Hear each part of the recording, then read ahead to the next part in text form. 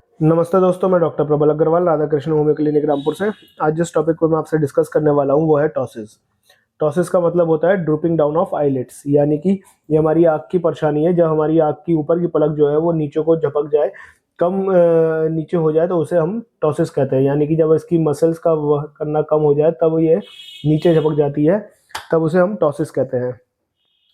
ये जो है दो तरह की होती है, कंजेनाइटल और एक्वायर्ड। कंजेनाइटल जो होती है जो हमें बचपन से ही होती है, बचपन से, यानी कि जब हम पैदा हुए हमारी जो मसल है वो प्रॉपर डेवलप नहीं हो पाई, उसकी वजह से हमारी आँख की जो एक पलक है वो नीचे झुकी रहती है। ये एक पलक में भी हो सकती है, दोनों में भी हो सकती है। दूसरा एक्वायर्ड, जैसे हम बड़े होते हैं उसके होने के बाद हमें कोई इंजरी हुई, हमारी नर्व डैमेज हुई या मसल डैमेज हुई, उसकी वजह से अगर कुछ होता है तो उसे हम एक्वायर्ड में लाते हैं। कॉजेज़ क्या होते हैं? जो इसकी लिवेटर एनाई मसल होती है, जो आँख के ऊपर काम करती है, जो आँख को ऊपर उठाने का काम करती है, या तो उस मसल का डेवलपमेंट ना हो पाए बचपन में, या फिर उसके अंदर कोई इंजरी हो जाए, या फिर कोई ट्रॉमा हो जाए जिसकी वजह से वो मसल डैमेज हो जाए। दूसरा, नर्व डैमेज, जो हमें आई को मसल सप्लाई कर रही है, नर्व सप्लाई कर रही है, उसकी डैमेज हो जाए या उसकी इंजरी हो जाए तो उसकी वजह से ये ड्रूपिंग ऑफ आईलिड्स हो जाता है।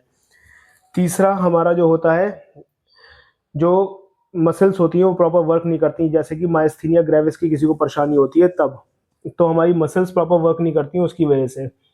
चौथा जो होता है एजिंग की वजह से, जो हमारी उम्र बढ़ती है, उम्र के बढ़ने के हिसाब साथ हमारी जो मसल्स हैं ये इसकी स्ट्रेचेबिलिटी और इलास्टिसिटी कम होने लगती है, तो उसकी वजह से भी दिक्कत आती है, जो कि एजिंग की वजह से होती है, उसे हम एपोन्यूरोटिक टॉसिस कहते हैं। सिम्टम्स क्या आते हैं इसके अंदर? जब आपको ये दिक्कत होती है तो आपकी जो अपर आईलिड है वो नीचे को गिर जाएगी, drooping down of upper eyelid हो जाएगा। इसकी वजह से आपको विजन और उसके अपीयरेंस में दिक्कत आएगी। आपकी जब ये ज़्यादा हो जाती है तो आपकी आँख को कवर कर लेती है, जिसकी वजह से आपको देखने में दिक्कत आती है। जिस आँख में होगा उस जगह आपको भारीपन-सा और हैवीनेस सी महसूस रहेगी उधर, कि हमारी आँख में भारीपन-सा है, जिधर की आपको टॉसिस होगी। और क्या होता है, जिसको ये टॉसिस होगी या तो वो अपने सिर को पीछे को टिल्ट करके देखेगा, क्योंकि उसकी अगर आँख के ऊपर कवर करा हुआ है तो उसे दिखेगा नहीं, तो उसे सिर पीछे करना पड़ेगा, या फिर उसको पलक उठा के ऊपर देख के फिर उसको देखना पड़ेगा। ये इसके कुछ सिम्पटम्स होते हैं।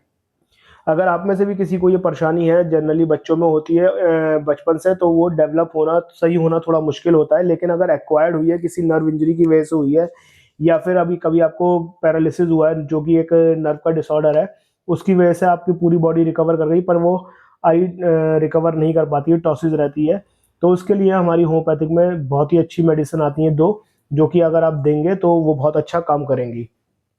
पहली मेडिसिन है आपकी जेलसीमियम 30। अगर आप इसकी 2-2 बूंदें सुबह शाम रोज़ाना कम से कम 1 हफ्ते तक देंगे तो आपको रिकवरी देखने को मिलेगी। और दूसरी मेडिसिन है हमारी कॉस्टिकम 30। अगर किसी को राइट आई में अगर ये दिक्कत है, टॉसिस है, तो उसके लिए आप इसको भी यूज़ कर सकते हैं, कॉस्टिकम 30।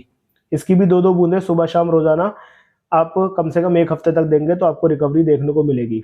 लेकिन अगर 1 हफ्ते बाद रिकवरी देखने को नहीं मिलती है तो आप अपने नज़दीकी डॉक्टर के पास जाएँ, उससे चेकअप कराएँ, कॉज़ का फाइंड करें, उसके बाद ही बाकी मेडिसिन अपने डॉक्टर की सलाह से लें। लेकिन 1 हफ्ते में इससे रिकवरी देखने को मिल जाती है। अगर ये किसी नर्व इंजरी या फिर पैरालिसिस के बाद अगर रह जाती है तो उसके अंदर आपको रिकवरी देखने को मिलेगी। अगर आपको मेरी दी गई जानकारी अच्छी लगी और मेरी दी गई जानकारी से संतुष्ट है तो मेरे चैनल को शेयर करें, सब्सक्राइब करें और मुझे फॉलो करें। धन्यवाद।